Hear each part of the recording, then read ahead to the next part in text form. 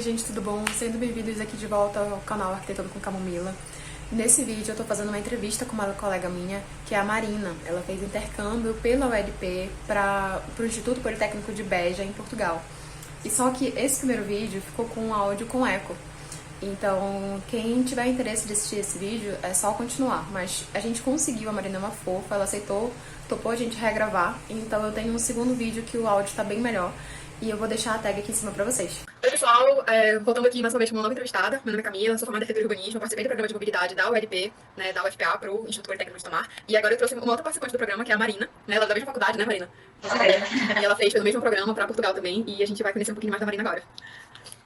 Eu sou a Marina, eu faço todas as semestres agora do curso de letras lá da UFPA também. Eu fiz o intercâmbio da mobilidade pela UEDP, da UFPA. No primeiro semestre de 2023, eu cheguei lá em março e fiquei até em julho de 2023.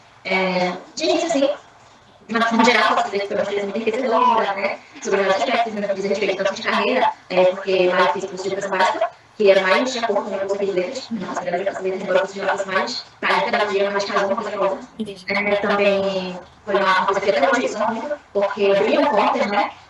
Oportunidades, porque quando as pessoas aqui, pelo menos a partir de mim, pegam um currículo que tem uma experiência, uma pessoa tão nova, que já tem uma experiência dessa, já olha um pouco pior. Então, de certa forma, tem esse peso muito grande e, assim, eu não sou muito orgulhosa por esse livro, porque é muito difícil conseguir o processo, se manter lá, acho mais fácil na hora, talvez.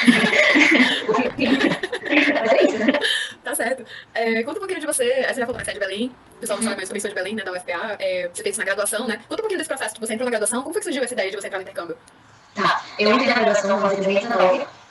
No início, eu não tinha uma perspectiva muito grande sobre o que fazer após a graduação, porque eu nunca tinha passado tempo de ter uma ansiedade muito grande sobre o que vir depois. Então, logo no seguinte, já pandemia, passou todo aquele período de casa, né, todo mundo em casa, ensino à distância, enfim. E aí, mais ou menos no final de 2021, eu consegui entrar na verdade, antes disso, ainda na pandemia, eu consegui entrar como bolsista no programa de educação tutorial. Esse programa, ele tinha como foco pesquisas voltadas para como eu disse? Tinha como foco pesquisas voltadas para o combate à violência infantil, violência contra adolescentes. Cada bolsista tinha um tema que era trabalho infantil. Então, eu fiz pesquisa ali e eu tinha que área, certo? Depois disso, eu não queria assinar o período de contrato porque eu consegui outra coisa. Mas era questão do infantil juvenil, eu queria morar mais sobre isso ali. Depois disso, eu entrei como bolsista no programa de pós-graduação em Direito. E lá eu tinha uma perspectiva melhor, porque eu estava na pós-graduação, de fato, mestrado, doutorado, na área de Direito. Então, eu vi como a área era muito bacana e eu pensei que eu queria aquilo para mim depois da minha graduação, mas no PGR, que é a graduação em Letras, certo? Pós-graduação em Letras. E aí que entra o intercâmbio. Por quê? Porque foi ali que eu tive contato. Eu sempre queria pesquisar essa oportunidade, e eu acho que era para OMB, né? Que é a Organização Internacional, não sei se o nome é exato. Eu já não sei, mas é alguma coisa internacional. Internacional. Alguma coisa internacional. Mas tá. E aí, que era a eu sempre queria dar umas oportunidades lá, só que eu nunca me parava. Por quê? Porque exigiam, francês, não sei qual nível, espanhol, não sei qual nível. Eu não tinha dificuldade com essas línguas, né? Porque assim, inglês, eu queria uma bolsa integral. E aí, eu acabei tentando entender a base. Então, teve uma vez que eu voltei no site da UNB e estava lá, programando atividade na UNB. Aí eu fui para mais e estava fechando todos os requisitos, que era muito rápido, né? Era só para enviar uma carta, o histórico, uma certificado de médio, eu acho. Isso. Era para isso, não pedir a gente dinheiro. Então, eu tive uma oportunidade assim e veio a calhar. Era um processo bem mais simples, né? Então foi pelo próprio site da universidade, né? Sim. Tanto que nem é muito conhecido, né? Não é numerário. Eu vejo que tem a Universidade do Brasil, acho que é a UFG, a Universidade de Fluminense, no Rio de Janeiro, que fazem processos seletivos especiais para os alunos de dentro para poder também se inscrever no programa de política. Nossa. Bem profissional, sabe? Na festa, você sabe assim. Isso é bem interessante mesmo, porque eu já até tenho um vídeo falando, né, os primeiros vídeos que eu fiz falando aqui da UEDP, como eu encontrei intercâmbio, porque eu tive muita dificuldade de...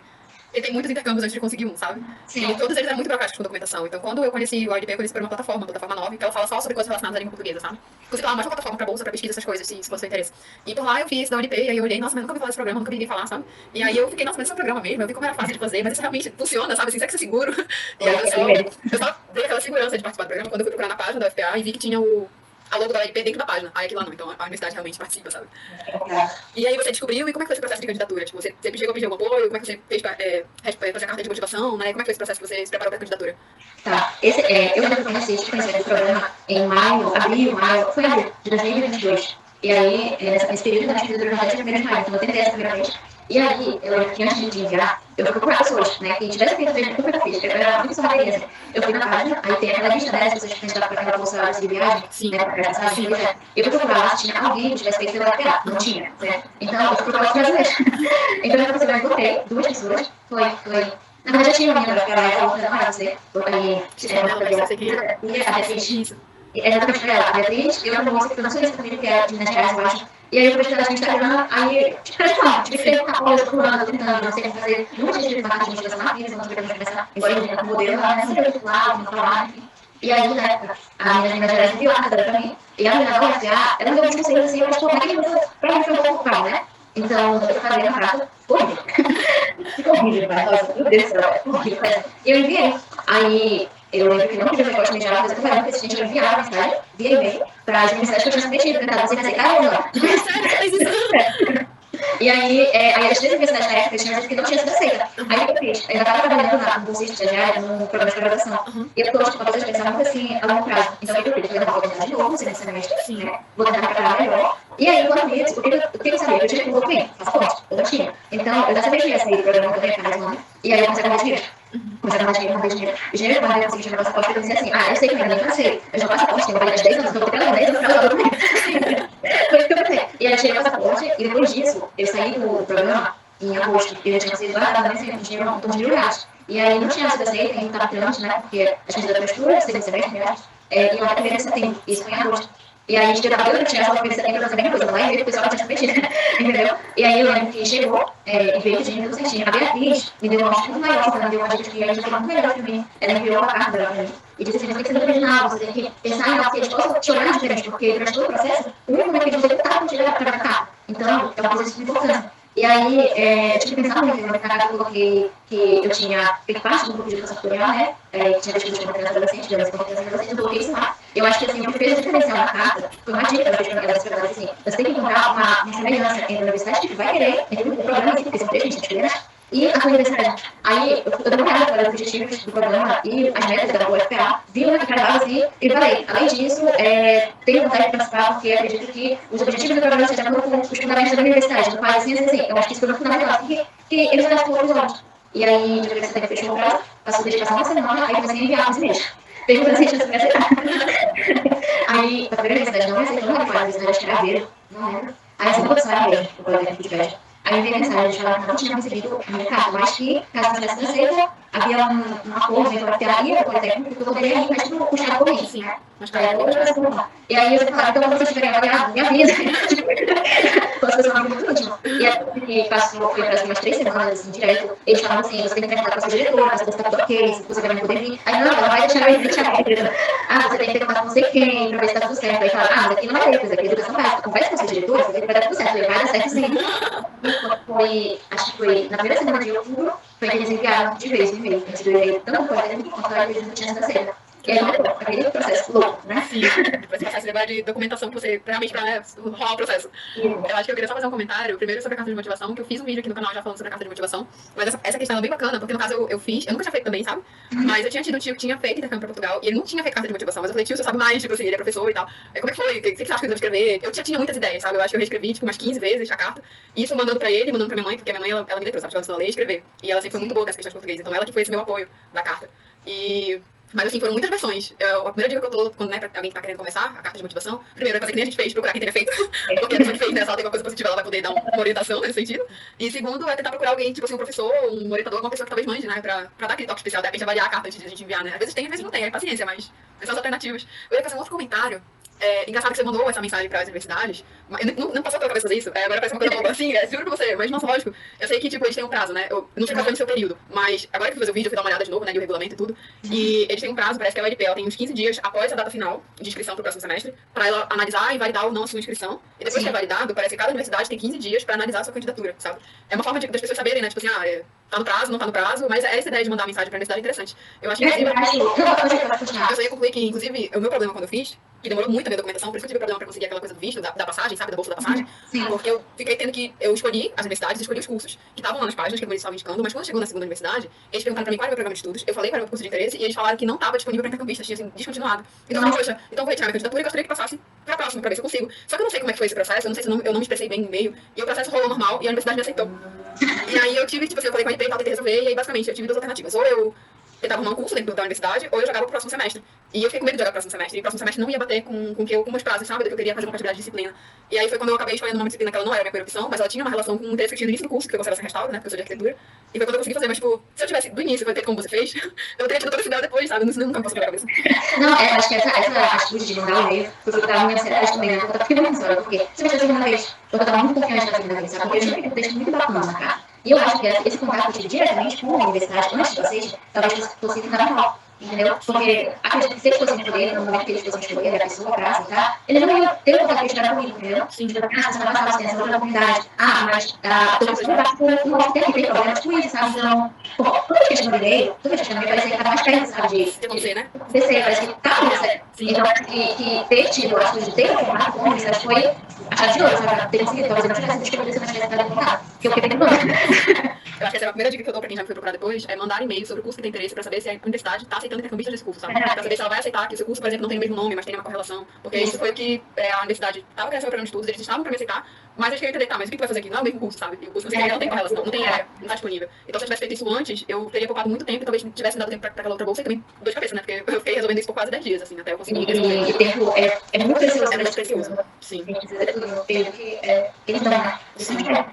E aí depois veio o aceite, e aí veio essa loucura agora da documentação, visto, e como é que foi esse processo?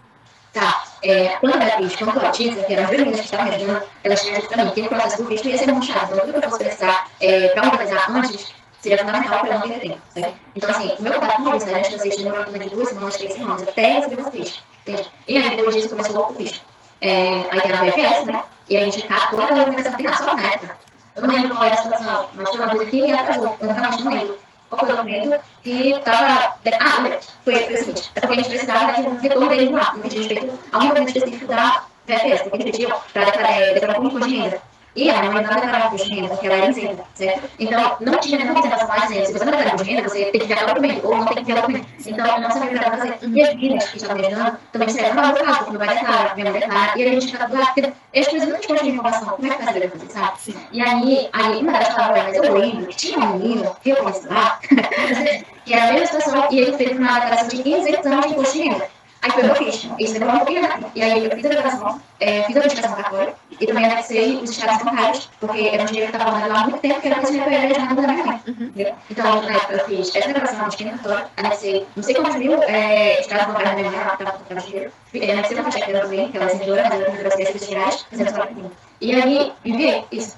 Eu lembro durante todo esse processo, eu consegui enviar um documento, toda a documentação, dia 1º de dezembro. E eu já tinha visto todas as informações negativas da empresa. Então, eu estava assim com o coração comigo. Por quê? Porque parece uma coisa tão arcaica, sabe? Tipo, enviar tudo pelo correio. No Rio de Janeiro, sai um documento todo mundo tem passaporte. Então, assim, uma comida na minha cabeça. Então, eu enviei. Chegou lá dia 7 de dezembro. E quando eu soube que ele deu no meu rastreio, né? Não sabia que tinha chegado. Quando eu soube que chegou, eu comecei a enviar e-mail para a VFS. Tá falando alguma coisa, tá falando alguma coisa, tá falando alguma coisa. Quando foi no dia 12 ou 13 de dezembro, eles retornaram, dizendo que havia faltado um documento. Eu fiquei muito nervosa, porque isso me atrasou quase 20 dias. Por quê? Eles falaram que o documento que estava faltando era uma carta de apresentação ao consulado. Isso porque essa carta não estava na lista de documentos. Então, isso foi muito chateado, porque depois não estava lá, então, eu já também fazer a carta, eu mandei na Santista Gastar, residente tal, número de tal documento, foto do documento para Portugal, aqui disse, eu vou ficar em tal canto, de período a período. E aí, no mesmo dia, eu enviei para eles, via e-mail, na cadeia atrás. E aí, depois de chegar, toda a minha documentação no consulado, dia 26 de dezembro. Então, dia 1º até o dia 26 foram. Dia 26 de dezembro mesmo, entendeu? Ainda tinha o acesso no final de ano que eles iam pegar. Então, você vai avaliar, né? Começar a avaliar a documentação no consulado. Então, o documento chegou no consulado no dia 26, e eu só soube que chegou no dia 26 porque eu fiquei perturbando eles por e-mail, tipo, acho que por dia, eu estava dando uns 3 e-mails para ele, perguntando cadê o número do meu processo, porque eu quero acompanhar, já chegou ou não chegou no consulado, tá tudo certo? Era esse tipo de mensagem que eu enviava para eles, né? Todos os dias. E aí, eles enviaram o número do processo para eu acompanhar na site, e aí era final de ano, então teve recesso, eles foram começar a analisar no consulado em janeiro praticamente. Só que aí, talvez se tivesse sido pedido, se o site estivesse falando que precisava de uma bendita carta de apresentação lá. Aí talvez ele tivesse pedido um mês de aula, eu pedi um mês de aula durante todo esse processo. E aí, eu estava meio que tentando aceitar que esse processo ia demorar muito, certo? Porque, enfim, tudo que a gente quer de nós demora muito, né? Para mim é diferente. E aí, durante todo esse processo, eu fui organizando, porque eu não tinha nada, não tinha mala, não tinha roupa, não tinha sapato, não tinha bolsa, não tinha nada, então. Tinha roupa de frio, que eu sabia que eu ia chegar lá. Mas já estava começando o verão, mas pra mim, até muito frio, que eu sou paraense. Sim. E aí, eu comprei mala, comprei roupa, tentei comprar roupa de frio, porque no Canadá não tem. onde vem roupas de frio, ainda mais frio europeu, não tinha. É diferente. Muito diferente. Comprei tudo, assim, tudo. Comprei muita roupa, comprei brechó, muita roupa, me salvou, assim. Os brechó tem, né? Tem essa roupa de frio que ninguém quer e a gente vai atrás quando vai viajar. Não tinha nada, assim. Só tinha passaporte naquele período. E aí, tinha aquela função, né, de as aulas começavam no dia 27 de fevereiro. E aí, o que acontecia? Eu ficava muito medo de ter que esperar chegar, né, o visto para poder comprar passagem de avião, porque ia estar muito caro, certo? Então, eu lembro que a primeira passagem que eu comprei foi no dia 16, eu comprei no dia 16 de fevereiro, para daqui a um mês, no dia 16 de março, porque estava contando os dias, eles davam até 90 dias, 60 dias, eu acho, não lembro, para fazer tudo, né? E aí, comprei pensando que ia chegar até dia 16 de março. Aí, foi chegar no dia 16 de março, não chegava. Aí, eu fui naquela função, falei, mãe, eu quero fazer, eu vou mudar a data, né? Vou mudar a data para o dia 30 de março, que eu acho que até lá. E nisso eu fui dando contato direto com pessoas da universidade, falando, olha, eu tenho meu passaporte. Eu entrei em desespero quando eles falaram assim, Marina, se você não receber logo, você não tem como conseguir esse visto. Então aí eu já fiquei desesperada, eu mandava, sei lá, de 2, 3 e-mails por dia, já mandava 10 e-mails por dia, perguntando cadê meu documento. Eu lembro que eu mandei e-mail pro pessoal do consulado, eu mandei e-mail pro pessoal lá em Portugal, daquele órgão lá, eu esqueci o nome, que eles lidam com essas coisas de imigrante. Migração, CEF? Oi? Não sei se é o CEF. CEF, isso. Mandei e-mail pro CEF, perguntando se eles sabiam alguma coisa, por que estava demorando tanto. E aí foi que me remarquei o voo pro dia 30, já estava tudo certo, eu tenho alergia de pele, mas alergia de pele, mas eu fiquei tão estressada que minha pele ficou horrível, assim, fiquei com um monte de feridinha, assim, péssima. E aí foi que o passaporte chegou no dia 20 de março, e aí eu mudei o voo do dia 30 para o dia 25, porque eu estava muito ansiosa. Aí eu lembro que essa segunda mudança custou, acho que R$700 para né, 5 dias, sendo que a primeira mudança não tinha pago nada, tinha sido dizendo. Mas a segunda custou R$700. E aí foi que eu viajei no sábado, cheguei lá no dia que foi alterado o horário de verão, os horários, não era mais 13, eram 4 horas. E aí foi esse processo da burocracia, né? Foi bem difícil, muito difícil mesmo. Eu acho que foi nesse período que você me conheceu, não foi? Que você mandou mensagem? Mandou mensagem pelo Instagram. Porque é muito bom quando a gente tem essas pessoas que passaram pela mesma experiência, né? Uma coisa semelhante. assim, mas não passando pela mesma experiência, mas, por exemplo, tu eras de Belém, Beto também era de Belém, então nós passamos pelo mesmo processo. Entendeu? É diferente de falar com a Letícia, que era de Minas Gerais. Ela era de Minas, ela não tinha documento da Rio de Janeiro. Entendeu? Então, por daqui, quem passou pela mesma experiência, é muito mais próximo de saber o que talvez aconteça também comigo. Sim. E aí, quando você chegou lá, tipo, você tem que chegar lá, e você chegou lá e teve que pegar um trem primeiro, né? Um comboio pra poder chegar em Breja, né? Foi. Uma pergunta que eu ia fazer, você chegou a ter contato com o pessoal da SN lá também, né? Que é do Erasmus, que eles recebem os intercambistas. Ou não? Ah, tá. Esse é um ponto interessante. Por quê? A gente tinha, né, o Erasmus lá, só que eu cheguei um mês depois, por causa da situação do visto. E antes de começar as aulas, uma semana antes, no dia 22 de fevereiro, na semana do dia 22, a universidade tinha feito uma semana de acolhida para o pessoal do Erasmus, certo? E aí, foi uma semana muito bacana, de conhecimento, passeio pela cidade, isso e aquilo. Só que eu não pude participar. Por quê? Porque eu não estava lá. Não tinha chegado ainda. Então, isso fez com que eu não aproximasse do pessoal do Erasmus, entendeu? Porque eu não tinha contato, eu tinha um mês depois. Quando eu cheguei um mês depois, estava todo mundo já na pandemia, sabe? E aí eu tinha antes que eu fiquei lá, eu dividi parte com uma brasileira. Pelo emprego da UFP também. Ah, bacana, sim. E ela era de Goiás. E eu prestei essa mudança com tudo para eles do norte, mais difícil. Por quê? Ela morava em Goiás, e ela tinha uma viagem de final de ano para a Inglaterra. E ela falou, eu não vou conseguir enviar o meu documento, porque eu vou precisar viajar, eu só vou poder enviar para ter o visto depois que eu voltar de viagem. Ela voltava uns 15 dias depois, uns 15 dias, na segunda quinzena de janeiro que ela voltava de lá. E ela voltou, enviou o documento dela, e o documento dela chegou antes de meu. Eu tive anos de me desfiar. Ah, isso é horrível, sim. Nossa, eu me senti tão incapaz, meu Deus, o que está acontecendo? Por que não chegou? Hoje fiquei muito triste, muito triste. E ela chegou lá no início mesmo, ela conseguiu pegar o primeiro dia de aula, e ela estava passando também como tudo funcionava, né, e tudo mais.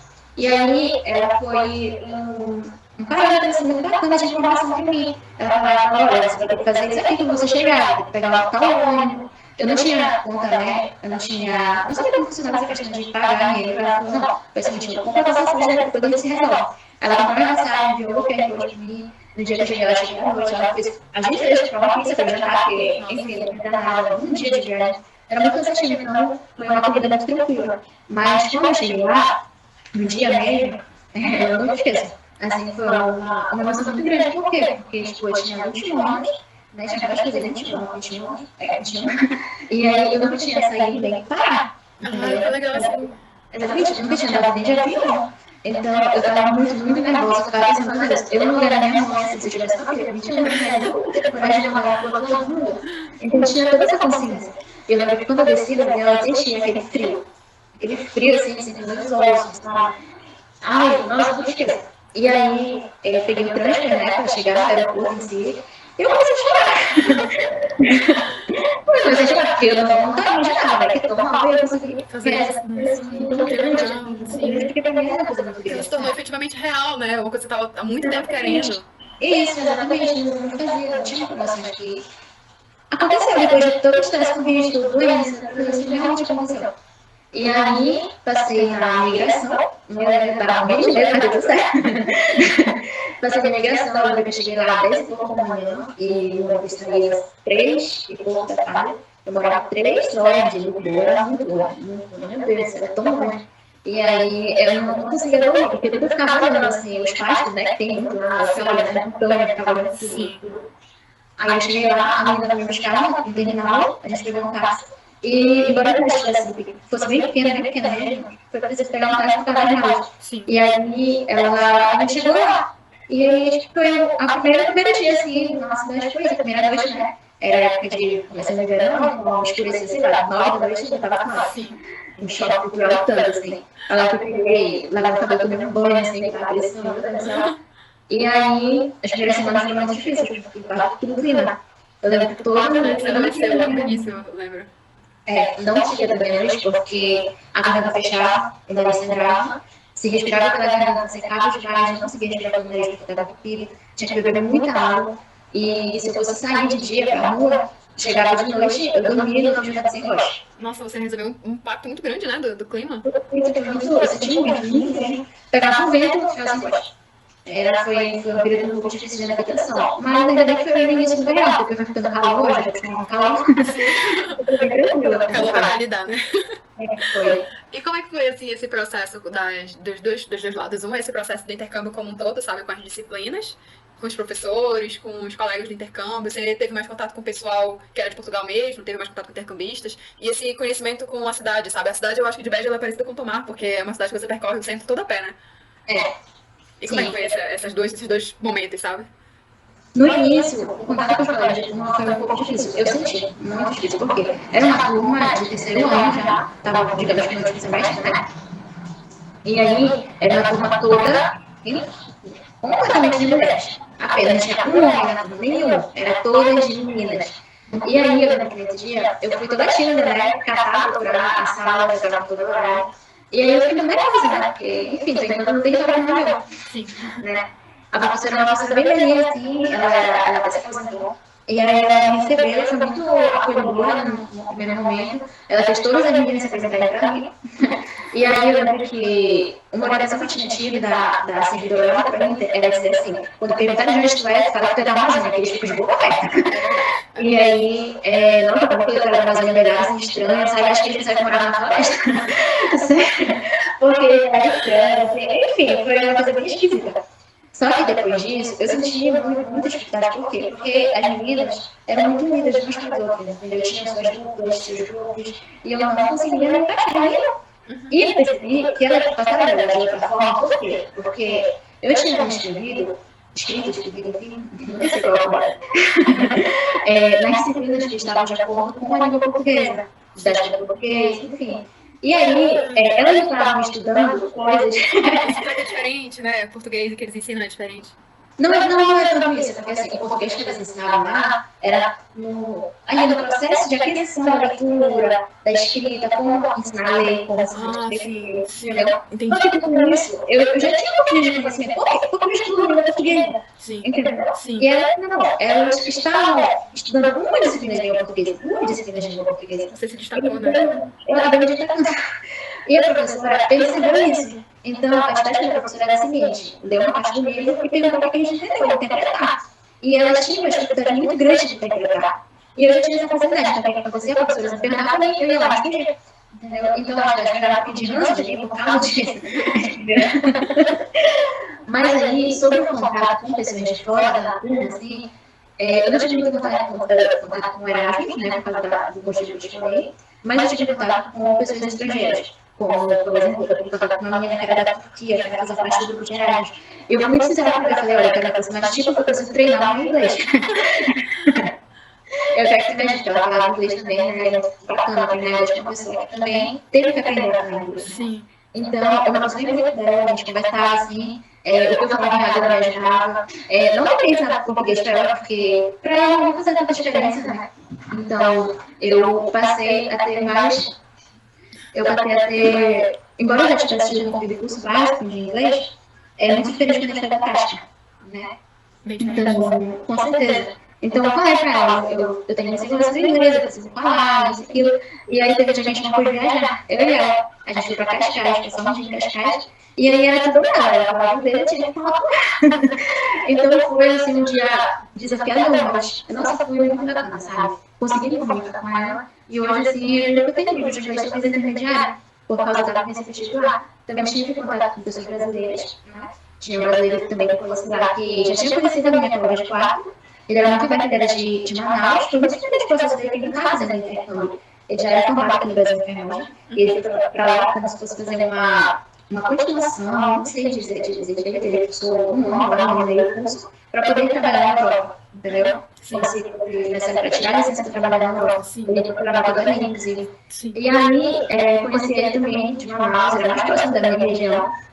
Também tive um contato muito grande com uma portuguesa que foi a Joana, foi assim, na minha vida, porque ela também era da turma, só que ela nunca foi de me escolher assim, pelo contrário, ela me chamava, ei, vem cá, daqui, e bora pra cá, esse aqui era muito legal. Então, eu sempre falo assim que a Joana foi família, sabe, que ela me acolheu, ela me acolheu na casa dela, ela me ajudou com o emprego lá, que eu cheguei a trabalhar no período, e aí foi uma diferença muito grande para a experiência, entende?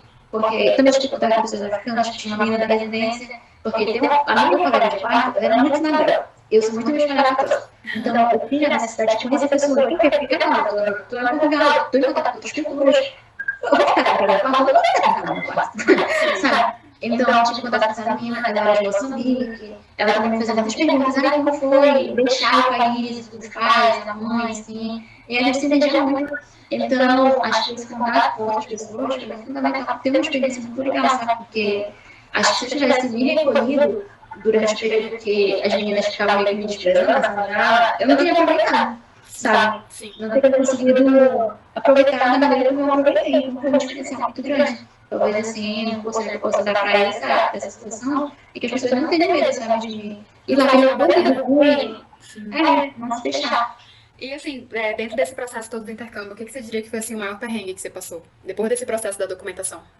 Lá mesmo, olha, um perrengue, assim, no intercâmbio, ligado no intercâmbio, não sei se passei tanto perrengue, porque eu digo que a clima foi um perrengue para mim, mas não é muito difícil, sabe? A questão da distância da família, né, é algo que me pegou muito no primeiro período, porque eu senti falta, né? Na segunda semana eu estava chorando, por quê? Porque eu sabia que eu ia ficar em julho, e ainda estava na segunda semana de abril, então parecia muito distante, entende? Mas foi também ocasional por causa da questão da sala de aula, das meninas em si, sabe? Mas de perrengue, no intercâmbio, eu não consigo pensar em algo. Momento assim, mas... assim, um momento, acho que difícil, acho que só mesmo esse primeiro contato com a turma. Eu lembro que eu tinha Dori, né? Que a gente tem, né? E aí teve um dia que. Eu senti muito constrangida, teve um dia que eu estava muito perdida, porque tinha acabado de chegar, não conseguia entender o que a gente estava falando. Tinha uma tarefa para fazer, ninguém queria fazer comigo, tinha que fazer sozinha, não sabia como fazer. E aí, fui perguntar para a menina que estava do meu lado, ela falou, professora, a menina aqui tá perdida, como aqui lembra seu nome? Aí eu fiquei muito confusa, fiquei muito chateada. Aí eu lembro que eu mandei mensagem para minha mãe e eu falei para ela assim, a gente pode começar junto, eu tô me sentindo sozinha, não tô conseguindo me empurrar, isso, aquilo. Acho que no intercâmbio foi assim, foi mais que eu mais senti mal, sabe? E aí a gente foi almoçar, né, com as outras colegas dela, então eu me senti um pouquinho melhor.